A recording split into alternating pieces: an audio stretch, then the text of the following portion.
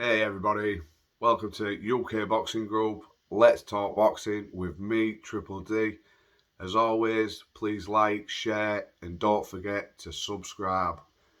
Tonight's topic, I'm going to talk about the rise of Conor Benn. Now, Conor Benn for me, he come on the scene and they brought him on nicely, but it was very undeveloped. He has improved, I get that, but he has been manufactured, and he is now in my eyes something that is sold, and I don't believe that he's not what we've been sold. I don't believe he's that fighter. I think there's a few holes in Conor Benn. Um, he was brought along nice. I remember him going live for Neff with the French bloke Panard in the best 6 round I've ever seen, to be honest.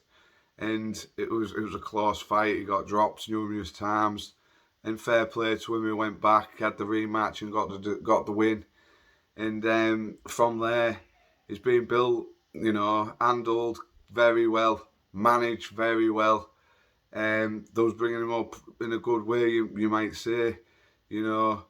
And you you look at the way they brought him up there. He's come off. Oh, he fought for Mele. Was a name from the Sean Porter fight. Matched him well. He boxed well in that fight. And then they started stepping him up against the likes of Jesse Vargas, Chris Algieri, Van Erden. And now, for Conor Benn, for me, that's fine. That they're bringing him up the right way. But my point is, I just don't have the confidence and belief that he is the fighter people believe he is. I have questions over him. The fact that he swerved the English, he swerved the British title, he swerved the European level, and then he's just put himself right up there, claiming he's ready for the world champions, blah blah blah. Eddie Hearn's telling you this, For me, I don't believe he is. I think he's been manufactured. Now, don't get me wrong, he's a marquee name. He's a big fight for people in the welterweight division. It's a big money fight, But will he go near them? I don't believe he will. And I think you could only sell that to the public for so long. Conor Benn's ready for world titles. Conor Benn's on the verge of this. Conor Benn's ready for these bigger names, bigger tests. I believe there's fighters in the welterweight division that had wiped the floor with Conor Benn. I think it's been manufactured very well, very smart.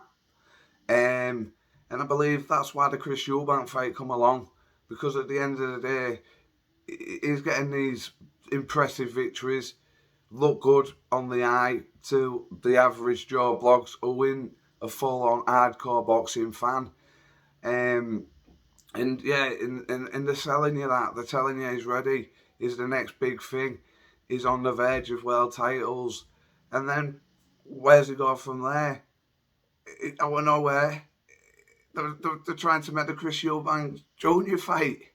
And there's a reason behind that, in my opinion. There's a reason.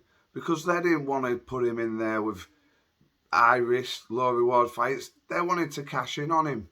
They want to make and squeeze as much money out of him as they can. And making the Chris Eubank Jr. fight, perfect sense.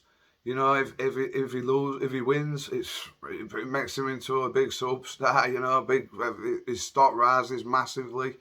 If he loses, there's the excuses there. Well, I moved up and what have you. And the fight didn't materialise because Conor Benn got caught using performance-enhancing drugs, and it was scandalous the way he went about it. It dragged on and on and on. He was badly advised. I don't know who was advising him on that, but he went about it totally the wrong way. It's dragged on now for over 18 months or something like that. A long time. Maybe I'm a bit off on my time in there, but it's been a long time. And we're finally getting to the bottom of it, that he's been cleared when I don't know if he really has been cleared. It doesn't seem that way. The British Boxing Board of Control haven't come out and said he's cleared. And he took the fight the other week, and excuse me, I found it strange that it went under the radar. They announced it last minute. You know, and he fought in Miami. And I think that was a case of, you know, they were put out there late, so people can't really get on at us. Because I think there would have been a lot of complaints. But they got on with it. He did what he had to do. He went out there, got the win, 12 rounds. But my point is, with Conor Benn, as I say, there's so many holes there. The way he's swerved a lot of things in his career, the way he swerved the English level, the way he swerved the British level, the way he swerved the European level. Now, before the Conor Ben's, before the that scenario with he beat the run he went on, he beat Jesse Vargas, stopped him impressive start, but he started with Famale, then he beat Jesse Vargas, then he takes out Chris Algieri, then he beats Chris Van Aden. Now them names, yep, they've been good fighters in the past, but let's have it right. There was all at the back end of the career, all on the way down, and there was very cleverly matched. He's been, handled very well, managed well, handled well, and was building him up. And there was talk he's ready for Ugas, talk he's ready for Sean Porter, talk he's ready for Crawford, the other kid, Virgil Ortiz. Now, he was never going to go near them. The swerve David Avavizian. Now, the British public, the fight fans, wanted to see that fight. And he went around it. He didn't want it. They avoided that. And they went into the Chris Eubank negotiations and made that fight. And as I said, it fell through. Now, 18 months down the line, we're back there. We're back to, where is Conor Benn's natural weight? What weight class is he going to be fighting in? And he's now chasing the Eubank fight, which looks, as what I've seen just lately, is going to be the next step. Them two are going to make the fight. And yeah, it's interesting, it's intriguing. I won't lie. I'll be look forward to watching it. I'll watch it. But where's the ambition at 147? Where's all the backup of what was spoken? Because he knows you put him in there with a boots tennis, Conor Benn gets destroyed, in my opinion. You put him in there with a Stanios, he'll get beat. At times it was that crazy. People were saying he could fight the likes of Spence and Crawford and challenge them. You're ludicrous. It's crazy. It's madness. There's so many holes there to pick with Conor Benn. Now, and another thing with Conor Benn, I think he puts on a persona. I don't think he's that guy. The tough man who he puts on is I think it's all a persona, and I see right through it. I don't think he's the bad man he comes across. Now, maybe Conor Benn in his head, the way it's being handled, maybe he believes in the hype, and as a fighter, that is what it is.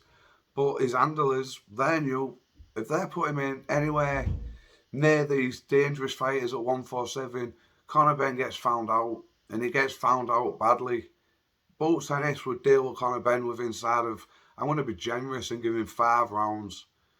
I was going to say 3 or 4, but I'll be generous and say 5. Stanios probably takes him to school. You got the other kid on the block now, Barrios, who come off a great win with Ugas. He wants that Conor Benn fight. Will Conor Benn go near him? No, he won't. No, he won't. Because it's high risk, low reward for Conor Benn. Now they're going down the route of Chris Eubank Senior, which it's got the fire to it because of who the dads are. The namesake, the history's there. So and that's what we're getting sold. Conor Benn versus Chris Eubank. But for me, as in Simon Jordan's words, they're both charlatans. They've both not achieved nothing really for me in the game. To that level, I've got respect for him. Eubank, he is what he is. He has actually stepped up, so there's more credit in the victory he got the other week against Liam Smith. You got to take your hat off there, and he earned a bit of respect there, did Eubank Jr. But as for Conor Benn, it's personally maybe not him, but his handlers, they know he's a big name, they know his value, they know You know, he's a marquee fighter. But believe you not, believe you me, they're trying to sell you. If you're not an hardcore boxing fan, you won't see through the smoke screen. And you're getting told by likes of Eddie Hearns, by the British media, by, you know, Conor Benn himself, he's this, he's bad, he's the main, he's the real deal. Well, why did you swerve all these English level, British level, European level? Why avoid Avarizian when that fight was wanted, demanded? You know, people wanted to see that fight. Why all of a sudden go from fighting Jesse Vargas, Chris Algieri, and Van Aden, and then all of a sudden you're moving up, you're fighting Chris Eubank Jr. I tell you why. Because he couldn't go no further in that welterweight division. He was never going to face any of the top boys because he'd have been found out, in my opinion. Now, my opinion is not fact. This is my perspective. This is my thoughts. This is what I'm putting across to you. Now, let me know if you agree or you don't agree, whatever, in the comments. And like I say, tomorrow I can start going live, so hopefully people can interact with these videos when I start going live, and that'll be tomorrow. But that's my thoughts on Conor Benn. And as I say, Simon Jones Wes, I believe they are charlatans. I believe they're conning the British public. And people are going to buy that fight. Of course they are. Eubank Benn, it's going to sell.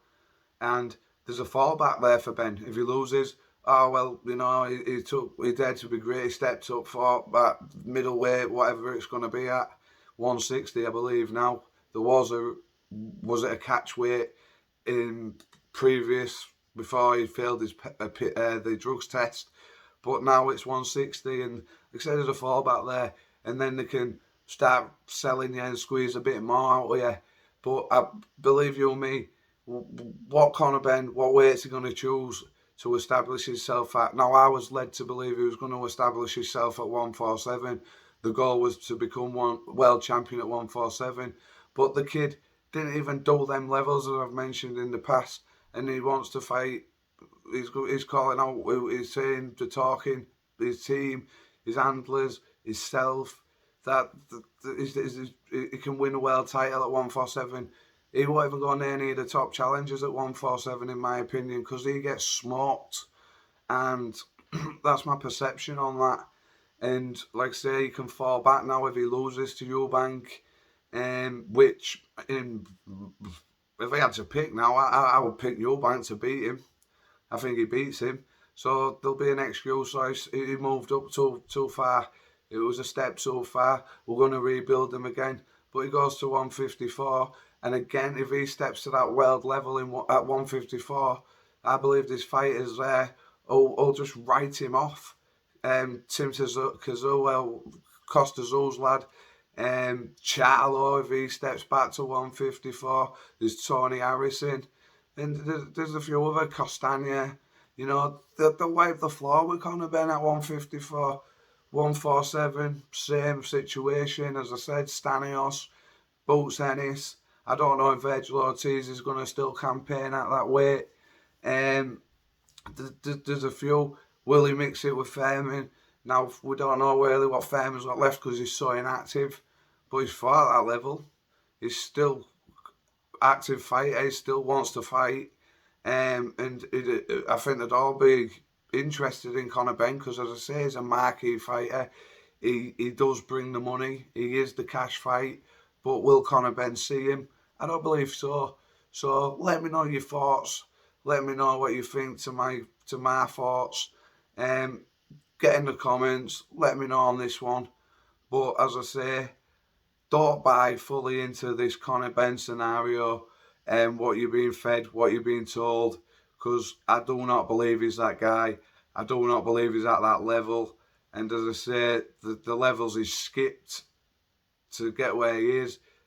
But like I said at the beginning of the video, he has been manufactured, handled very well, matched very well, managed very well, sold to the general public, but not, you know, them boxing fans will tune in, watch that, but they are on it, you know. So just take note. And if you are that person, like I'm saying, I are having a dig at you. I understand you enjoy your boxing, and you're great for the sport. You are, everyone gets involved in the boxing.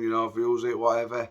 It's all helping our great sport grow, and you bring a lot to it. So it's not a dig at you guys. And I don't like to use the word casuals, but there's levels, there's hardcore fans, there's hardcore, and there's another level who just enjoy watching the mainstream fighters.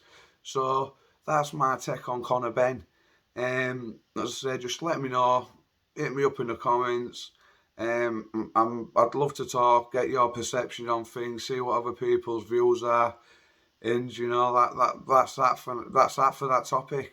I hope you enjoy my content. As always, don't forget to like, share, and subscribe. UK Boxing Group, let's talk boxing with me, Triple D, and that's all for tonight. Thank you very much. Hope to see you on a live, hopefully tomorrow night. So take care, people. All the best.